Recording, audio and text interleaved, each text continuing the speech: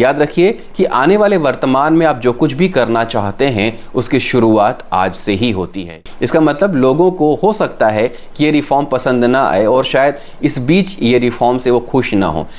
Hello friends, कैसे आप सभी लोग? उम्मीद करता हूँ बहुत अच्छे तरीके से होंगे और मन लगाकर पढ़ाई कर रहे होंगे। खासतौर से वो लोग जिन्हें अभी CGPSC 2023 की जो मेंस की परीक्षा है 2024 में वो देना है, वो मन लगाकर पढ़ रहे होंगे। इस बीच एक नोटिफिकेशन निकलकर सामने आया है जिसके बारे में आपने अखबारों में पढ़ ही लिया होगा कि अब CGPSC में रिफॉर्म लाने के लिए एक आयोग का गठन किया गया है और उस आयोग के अध्यक्ष के नाम की घोषणा भी कर दी गई है। डॉक्टर प्रदीप कुमार जोशी ये इस आयोग के अध्यक्ष होंगे और ये CGPSC में क्या रिफॉर्म हो सकते हैं, उसके लिए कैसे पारदर्शिता लाई जाए, कैसे उसमें और बेटर इम्प्रूवमेंट किए जाए, कैसे हम वार्षिक कैलेंडर निकाल सकें, इन सारी चीज़ों को लेकर अपने सुझाव देंगे और उस सुझावों पर अमल करते हुए फिर CGPSC का रिफॉर्म किया जाएगा।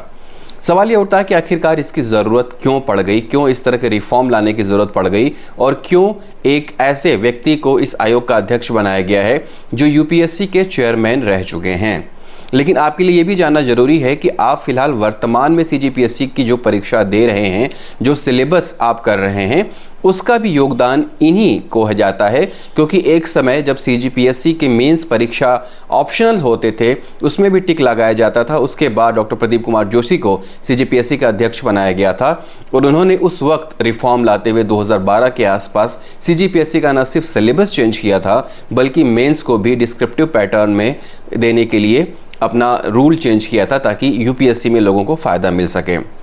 हालांकि CGPSC का जो पैटर्न है उसमें ऑप्शनल शुरू से नहीं रहा है और ऐसा सिलेबस बनाया गया है कि CGPSC देने वाले जो बच्चे हैं उसमें छत्तीसगढ़ के लोगों को ही फ़ायदा हो। और यही वजह है कि आप देखते हैं कि जब भी CGPSC का परीक्षा होता है तो बाहर के बच्चे यानी कि आसपास के जो हिंदी भाषी बेल्ट हैं, राज्य हैं, वहाँ के बच्चे न के बराबर होते हैं और सिलेक्शन लिस्ट में भी जिनका CG डोमिसाइल होता है ज़्यादा से ज़्यादा वही बच्चे सेलेक्ट होते हैं। और इसके पीछे की भूमिका भी यही थी कि ज़्यादा से ज़्यादा लोग यहीं से सेलेक्ट हों। लेकिन इस बीच पिछले 2-3 वर्षों में ऐसा कुछ हुआ जिसकी वजह से CGPSC के ऊपर जो हमारे स्टेट के यूथ हैं उनका विश्वास कमज़ोर होता चला गया। बहुत सारे आंदोलन हुए, बहुत सारे आरोप लगाए। हर बार जब भी एग्ज़ाम होता था तो मामला कोर्ट में चला जाता था जिसकी वजह से रिज़ल्ट पेंडिंग हो जाते थे। रिज़ल्ट आए भी तो उसमें भी कुछ अलग तरह के आरोप लगे जिसकी वजह से सिलेक्शन के बाद भी पोस्टिंग में देरी हुई। और इन सब के बीच जब नई सरकार बनी छत्तीसगढ़ की और उसके बाद यूथ आइकॉन OP चौधरी जो खुद एक IAS रह चुके हैं, IAS की नौकरी से इस्तीफा देने के बाद उन्होंने राजनीति में सेवा करने के लिए कदम रखा और अब वो छत्तीसगढ़ शासन के कैबिनेट मंत्री हैं, फाइनेंस मिनिस्ट्री संभाल रहे हैं। उन्होंने यूथ से वादा किया था कि वो उनके भविष्य को ख़राब नहीं होने देंगे और वो कुछ ऐसा करेंगे जिसकी वजह से युवाओं का जो विश्वास है वो न सिर्फ PSC में बना रहे बल्कि छत्तीसगढ़ का जो यूथ है वो CGPSC पर फोकस करने के साथ साथ UPSC पर भी एक साथ फोकस कर सके और इसके लिए वो रिफॉर्म लाने की कोशिश करेंगे। तो ये जो नोटिफिकेशन आया है, डॉक्टर प्रदीप कुमार जोशी को अध्यक्ष बनाया गया है, वो इसी रिफॉर्म का एक पहला कदम है कि डॉक्टर प्रदीप कुमार जोशी अब एक ऐसे आयोग की अध्यक्षता करेंगे जो CGPSC में पारदर्शिता लाने की कोशिश करेगा। पहले ही एनुअल कैलेंडर जारी कर देगा ताकि ये पता रहे कि कब कौन सा एग्ज़ाम होना है और इसके अलावा लोगों से सुझाव आमंत्रित करेगा कि कैसे इसको और बेहतर रिफॉर्म करने के लिए प्रयास किया जा सकता है। इन सब के बीच एक बात और आपके मन में आ रही होगी कि कहीं इसका असर अभी जून में जो मेंस होने वाले हैं उस पर तो नहीं पड़ेगा।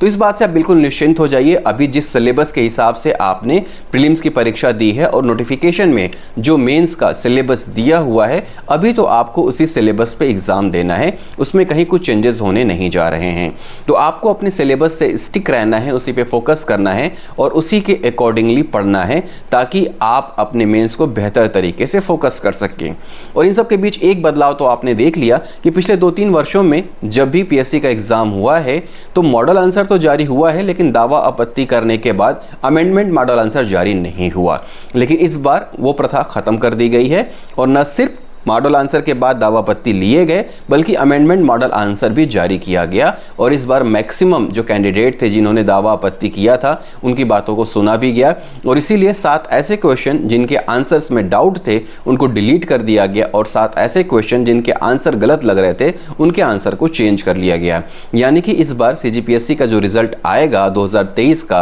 वो 93 क्वेश्चन के अकॉर्डिंग ही उसकी मेरिट बनेगी और इसी के अकॉर्डिंग उसका रिजल्ट आएगा। इन सब के बीच लोग परेशान है कि कट ऑफ क्या होगा, किस तरह का हो सकता है, लेकिन उस पर आपको नहीं जाना है। अगर आपने मेहनत किया है, आपको लगता है कि हाँ आपने अच्छे से मेहनत की है, तो आपको मेंस की तैयारी में जुट जाना है बिना ये सोचे कि रिजल्ट क्या होगा, आप पास होंगे कि नहीं होंगे। क्योंकि अगर आप रिजल्ट का वेट करेंगे तो अगर आप पास हो भी गए तो रिजल्ट निकलने के बाद बहुत कम समय मिलेगा और पास नहीं भी हुए तो एक बार फिर से आपको तैयारी तो करनी ही है। इसलिए क्यों ना अभी से तैयारी शुरू कर दी जाए।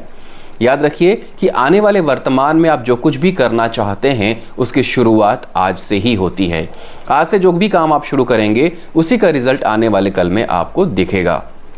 तो इस तरह से सीजीपीएससी में रिफॉर्म का दौर शुरू हो गया है। यूथ के लिए बहुत अच्छी बात है कि ये रिफॉर्म हो रहा है और इससे न सिर्फ आपको ईमानदारी दिखेगी, पारदर्शिता दिखेगी, बल्कि आपको जब पता होगा कि एनुअल कैलेंडर में कौन सा एग्ज़ाम कब होगा, आपके एग्ज़ाम का रिजल्ट कब आएगा, आपके एग्ज़ाम का नोटिफिकेशन कब आएगा, कौन कौन सी पोस्ट आने वाली है, तो आपका भी पढ़ने में मन लगातार लगा रहेगा और आप भी मेहनत करते रहेंगे। और इससे ये होगा कि आपकी कंटिन्यूटी बनी रहेगी और कंटिन्यूटी में जब आप लगातार अपना योगदान देते रहेंगे तो आपका सिलेक्शन पक्का है, उसे तो कोई रोक ही नहीं सकता है। और इससे सबसे अच्छी बड़ी बात यह भी होगी कि न सिर्फ छत्तीसगढ़ पे आप फोकस करेंगे बल्कि छत्तीसगढ़ के बाहर के जो एग्जाम है सिलेबस थोड़ा सा इधर उधर होने की वजह से आप उस पर फोकस नहीं कर पाते थे, तो आप एसएससी और यूपीएससी जैसे एग्जाम पर भी फोकस कर पाएंगे और आपके जॉब लगने की जो गारंटी है, जॉब लगने के जो चांसेस हैं, मिलने के जो चांसेस हैं वो बढ़ जाएंगे। और न सिर्फ आपको कॉन्फिडेंस बढ़ेगा बल्कि आपका पढ़ने में अच्छे से मन भी लगेगा। तो इस तरह से डॉक्टर प्रदीप कुमार जोशी का जो चयन किया गया इस आयोग के लिए वो सोच समझकर किया गया है, क्योंकि एक ऐसा व्यक्ति जो सीजीपीएससी का चेयरमैन रहा है, उसके बाद यूपीएससी ने उसको अपने मेंबर के तौर पे सेलेक्ट किया और फिर मेंबर के बाद यूपीएससी ने भी उस व्यक्ति को अपना चेयरमैन बनाया। तो इसी से उनकी क्वालिटी को समझा जा सकता है और इन्होंने ही 2011 तक होने वाले मेंस के ऑप्शनल पैटर्न को ख़त्म, मेंस में जो एमसीक्यू वाला पैटर्न था उसको ख़त्म किया था और उसके बाद रिटन वाला काम शुरू किया था और पेपर में छत्तीसगढ़ के पोर्शन को लगातार बढ़ाया था। यही वजह थी कि लैंग्वेज का पेपर, उसके बाद ऐसे में छत्तीसगढ़ का पोर्शन, उसके बाद छत्तीसगढ़ का इतिहास, कल्चर, इसके अलावा जियोग्राफी, इकोनॉमिक्स, छत्तीसगढ़ के मैक्सिमम पोर्शंस थे जो छत्तीसगढ़ का कैंडिडेट ही अच्छे से उसको कवर कर सकता है और उसमें अच्छे से एग्ज़ाम देने के बाद अपना सिलेक्शन को श्योर कर सकता है।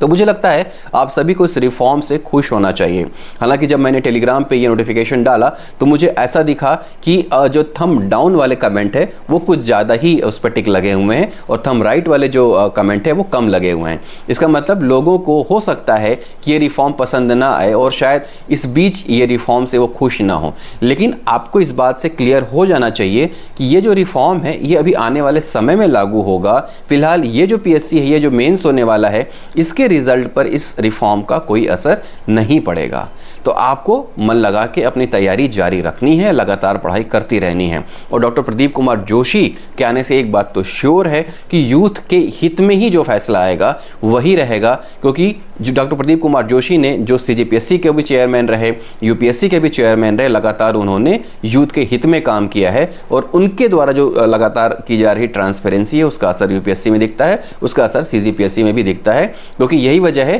कि सीजीपीएससी का जो सिलेबस उन्होंने तैयार किया था उस वक्त, उसकी वजह से आसपास के स्टेट के बच्चे के जो सेलेक्ट होने की संभावना थी बहुत कम रह गई थी और सीजी के अपने खुद के जो एस्पिरेंट्स थे उनके सिलेक्शन होने की संभावनाएं मैक्सिमम थी। इन सबके बीच ओपी चौधरी सर जो लगातार इस बात के बारे में बात कर रहे थे, यूथ को लगातार वो मोटिवेट कर रहे थे कि वो इस बारे में काम करेंगे, शिकायतें लगातार उन तक पहुंच रही थी, उसके लिए भी उन्होंने आश्वासन दिया था कि अगर उनकी गवर्नमेंट आई, वो सत्ता में रहे तो ज़रूर इसको लेकर काम करेंगे। और इस तरह से अपना जो वादा है वो वादा उन्होंने पूरा किया है। रिफॉर्म को लेकर उन्होंने एक बड़ा कदम उठा लिया है और चेयरमैन के सिलेक्शन के बाद अब ये आयोग आगे काम करेगा और लोगों से सुझाव आमंत्रित करके खुद के सुझाव सरकार को देगा और उसके आधार पर जो सीजीपीएससी है वो आगे काम करेगी ताकि यूथ यानी कि एस्पिरेंट्स को ज़्यादा से ज़्यादा फ़ायदा मिल सके और न सिर्फ छत्तीसगढ़ बल्कि भारत के अन्य स्टेट के एग्ज़ाम और यूपीएससी के एग्ज़ाम में भी छत्तीसगढ़ के एस्पिरेंट को फ़ायदा मिल सके, इस सोच के साथ ये आयोग काम करेगा और सुझाव देगा। और एक बार फिर से अगर आपको पता ही रहेगा कि आने वाले समय में कौन से एग्ज़ाम है, कब उसका रिजल्ट आएगा, कब आपको तैयारी करनी है, तो निश्चित तौर पे आपका जो परफॉर्मेंस है वो भी बढ़ेगा और आपका जो इंतज़ार है वो उस हिसाब से आगे चलेगा कि आपको पता रहेगा कि कितने समय में क्या तैयारी आपको करनी है। लेकिन एक बार फिर से जो अभी मेंस दे रहे हैं उसको इससे चिंतित होने की ज़रूरत नहीं है और वनडे एग्ज़ाम तो जो जैसा चल रहा है वैसा चलता ही रहेगा। इस बीच करना सिर्फ एक ही काम है, आपको मन लगाकर पढ़ाई करनी है, इधर उधर की बातों पे ध्यान नहीं देना है और अपने आप पे विश्वास रखना है, फोकस करके पढ़ाई करना है, सिलेबस के हिसाब से पढ़ाई करना है, करंट्स अफेयर को साथ में लेके चलना है और writing capacity, writing habit, writing skill को लगातार डेवलप करते रहना है। उम्मीद करता हूँ मन लगाकर आप ऐसे ही पढ़ाई करते रहेंगे और वो जिसके लिए आपने सोचा है, जो ड्रीम जॉब आपकी चाहिए, उसको लेने से कोई रोक नहीं सकता। उसको रोकेगा तो वो सिर्फ आप ही है। अगर आप अपनी मेहनत में कमी करते हैं तो फिर वो चीज़ आपसे दूर जाएगी, लेकिन अगर आप पूरी मेहनत करते हैं तो आपको अपना लक्ष्य हासिल करने से कोई रोक नहीं सकता। फिर मिलूँगा। जय हिंद।